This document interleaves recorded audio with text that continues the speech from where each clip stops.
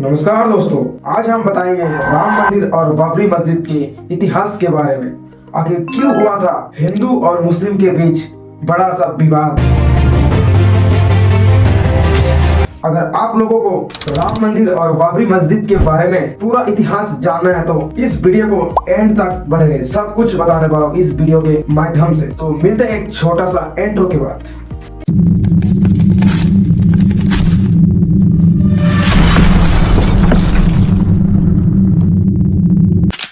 तो hey guys, अभी हम जानेंगे अयोध्या के इतिहास के बारे में। क्या था उसका पीछे का राज, अयोध्या और राम जन्मभूमि के बारे में। अयोध्या का इतिहास हजारों वर्ष पुराना है। हिंदू धर्म के अनुसार अयोध्या भगवान विष्णु के अवतार भगवान श्री राम का जन्म स्थान है। वाल्मीकि रामायण पुराण, ब्रह्मांड पुराण जैसे ग्रंथों में अयोध्या को ईश्वरी नगरी कहा गया। मंदिर का उल्लेख मिलता है जिनमें 11वीं से 12वीं शताब्दी का विदेशी यात्रियों का भी विवरण मिलता है। इन सभी कारणों के वजह से अयोध्या हिंदुओं के लिए बहुत ही एक पवित्र तीर्थ माना जाता है। तो अब हम जानेंगे मध्यकाल यानी कि 1526 से 1528 तक बाबर और उसका बाबरी मस्जिद का निर्माण के बारे में। विवाद का मुख्य आधार 16वीं शताब्दी में आता है और फिर 1526 वर्ष में मुगल बादशाह बाबर भारत आता है। माना जाता है कि उसके सेनापति मीर बांकी ने 1528 में उस स्थान पर एक मस्जिद का निर्माण कराया, जिसे बाद में उसी मस्जिद का नाम बाबरी मस्जिद नाम से घोषित हुआ था। विवाद का मूल प्रश्न यह था कि क्या मस्जिद किसी प्राचीन हिंदुओं के मंदिर को गिराकर बनाई गई थी। इसके लिए विभिन्न कालों में अलग अलग से दावे लगाए गए। कुछ ऐतिहासिक दस्तावेजों में उल्लेख मिलता है कि वह पहले से ही मंदिर था। वही कुछ मुस्लिम ऐतिहासिक शास्त्रों के अनुसार मंदिर को गिराने का कोई स्पष्ट उल्लेख नहीं मिलता। इस विरोधाभास ने धीरे धीरे विवाद का रूप लेना शुरू किया। उसके बाद 18वीं से 19वीं शताब्दी मंदिर और मस्जिद के बीच विवाद उभरा। मुगल शासन कमजोर होने और ब्रिटिश शासन आने के बाद ये विवाद स्थानीय स्तर पर अधिक प्रमुखता से सामने आने लगा और उसके बाद 1583 का पहला बड़ा संघर्ष। अयोध्या में पहली बार धार्मिक विवाद के कारण हिंसक झड़ हुई। इसी दौरान हिंदुओं ने दावा किया कि मस्जिद उनके मंदिर की जगह पर बनी है। तो उसके बाद हम जानेंगे 1857 के बाद ब्रिटिश हस्तक्षेप के बारे में। ब्रिटिश सरकार ने हिंदू और मुस्लिम के इस विवाद को रोकने के लिए 1859 में स्थान को दो भागों में बांट दिया। अंदर का हिस्सा मुसलमानों के लिए और बाहर का हिस्सा हिंदुओं के लिए, जहां वो पूजा पाठ कर सके। इस व्यवस्था दशकों तक जारी रही, लेकिन अभी भी हिंदू और मुस्लिम के बीच विवाद शांत नहीं हुआ। और उसके बाद 20वीं शताब्दी का आरंभ कानूनी मुकदमे और 1885 में पहला कानूनी मुकदमा। महंत रघुवीर दास ने फेंसिंग लगी जमीन पर मंदिर बनने की अनुमति के लिए अदालत में अर्जी लगाई। अदालत ने सुरक्षा कारणों से नया मंदिर बनाने की अनुमति नहीं दी, पर वे स्वीकार किया कि हिंदुओं की पूजा पाठ वहाँ पहले से ही जारी है। और फिर इस विवाद ने कानूनी लड़ाई में बदल दिया। उसके बाद दोस्तों हम जानेंगे 1949 में रामलला का मूर्तियां प्रकट होना। यह विवाद का निर्णायक मोड़ था। उसके बाद 1949 को 22 से 23 दिसंबर की रात मस्जिद के अंदर रामलला की मूर्तियां प्रकट हुई और हिंदुओं ने उसे देखकर बहुत ही चमत्कार कहा और इसे मुस्लिम समुदाय लोगों ने देखकर बोलने लगा कि ये जानबूझकर किया गया कृत्य बताया। और फिर प्रशासन ने मस्जिद को ताला लगाकर विवादी स्थल के घोषित कर दिया। और फिर इस समय से दोनों पक्ष यानी कि हिंदू और मुसलमान अदालत में जाकर अपने अपने दावे पेश करने लगे। और उसके बाद हम जानेंगे सन 1950 से 1980 तक कानूनी लड़ाई के बारे में। सन 1950 में पूजा करने के लिए हिंदुओं की पक्ष की याचिका 1959 में निर्मोही आंकड़ा का मुकदमा और सन 1961 में सुन्नी वक्फ बोर्ड का मुकदमा।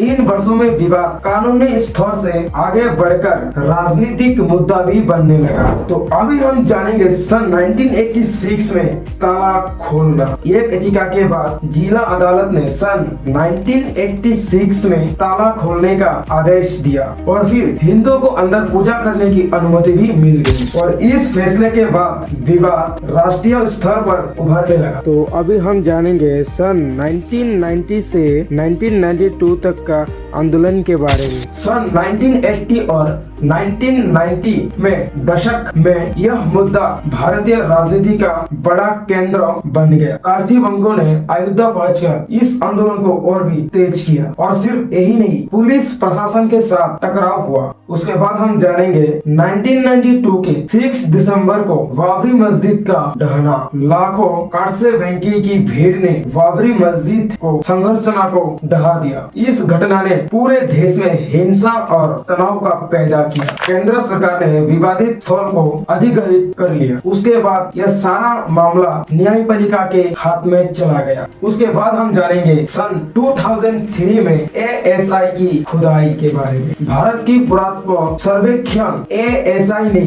उच्च न्यायालय के आदेश पर खुदाई करवाई और फिर जमीन के अंदर बड़े हिंदू मंदिर जैसी संरचना की अवशेष पाए गए। मस्जिद के नीचे एक विशाल इस्लामिक ढांचा मौजूद था। यही रिपोर्ट विवाद में बहुत ही महत्वपूर्ण उभरी है। तो अभी हम जानेंगे सन 2010 के इलाहाबाद हाई कोर्ट का फैसला के बारे में।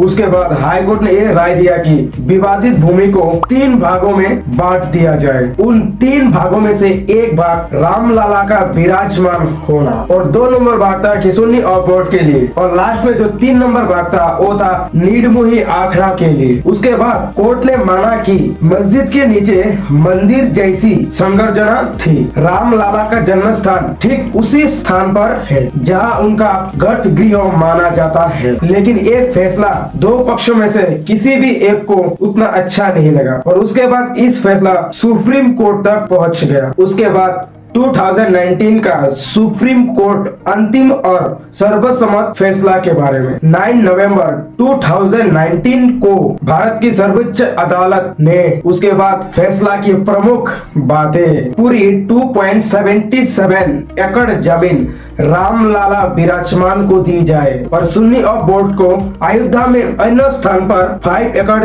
जमीन दी जाए। केंद्र सरकार की एक दरख्त श्री राम जन्मभूमि तीर्थ बनाने का आदेश। ASI की रिपोर्ट को विश्वसनीय माना गया। ये फैसला सही पक्ष द्वारा शांतिपूर्ण ढंग से माना गया। उसके बाद दोस्तों हम जानेंगे अभी 2020 से 2024 तक का मंदिर निर्माण और उद्घाटन के बारे में। 5 अगस्त 2020 को प्रधानमंत्री द्वारा राम मंदिर निर्माण का भूमि पूजन किया गया। 2020 से 2023 तक मंदिर का विशाल निर्माण कार्य बहुत ही तेज गति से चला। गर्भगृह, मंडप और स्तंभ, शिलाएं सब भारतीय शिल्पों के अद्भुत उदाहरण बने। उसके बाद 2024 को 22 जनवरी को रामलला की प्राण प्रतिष्ठा संपूर्ण हुई। मंदिर आधिकारिक रूप से जनता के लिए खोल दिया गया। यह भारत का इतिहास का सबसे बड़ा सांस्कृतिक और आध्यात्मिक क्षण माना गया। मैंने कुछ दिन पहले एक वीडियो अपलोड किया था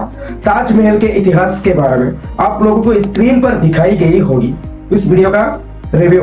तो उसी वीडियो के नीचे मेरा एक बेस्ट फ्रेंड ने कमेंट किया था कि नेक्स्ट टॉपिक राम मंदिर के बारे में ले आओ। तो मैंने सोचा सिर्फ राम मंदिर के बारे में ही तुमको बताऊंगा तो ज्यादा समझ नहीं पाओगे, इसलिए मैंने राम मंदिर को लेकर क्या हुआ था नहीं हुआ था, हाई कोर्ट के फैसला सब कुछ बता दिया। तो फ्रेंड्स आज का वीडियो हमारा इतना ही। कैसा लगा इस वीडियो को आप लोगों को देखकर कमेंट करके बता देना। वीडियो अच्छी लगी तो एक लाइक कर देना। तो मिलते हैं एक नई वीडियो की और, तब तक के लिए जय हिंद, जय भारत, वंदे मातरम।